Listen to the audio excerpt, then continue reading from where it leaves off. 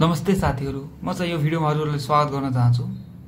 यो हाम्रो तीनकुने रणभूमि बनेको थियो भने आजको अवस्था के छ भनेर हेर्न पुगे म तीनकुनेतिर।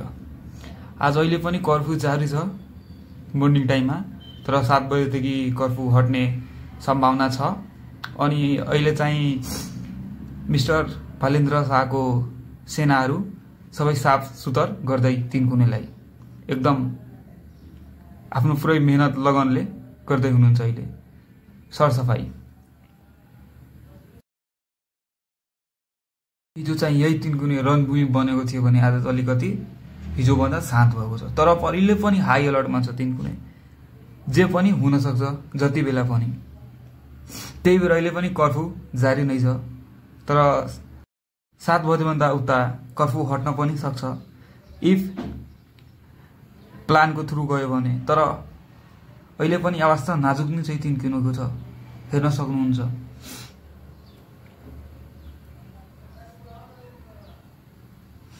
यो चाहिँ तीनकुनेको अवस्था यस्तो नहुनु पर्ने हिजोको आन्दोलनमा, तर अब यस्तो भइसक्यो। अब यसको जिम्मा कसले लिने हो?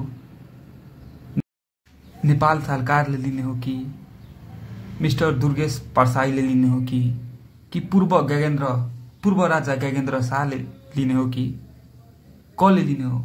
अहिले पनि यो प्रश्न नै रहेछ।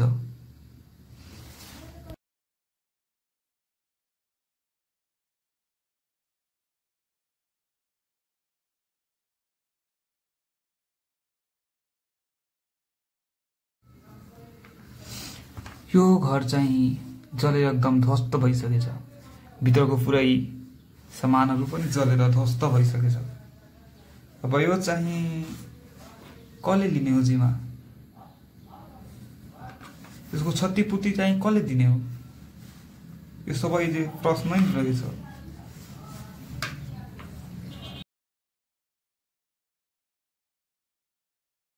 अहिलेको अवस्थामा त चाहिँ कर्फ्यू हटिसक्यो, तर एफएफ फोर्स अहिले पनि त्यही उपस्थित हुनुहुन्छ।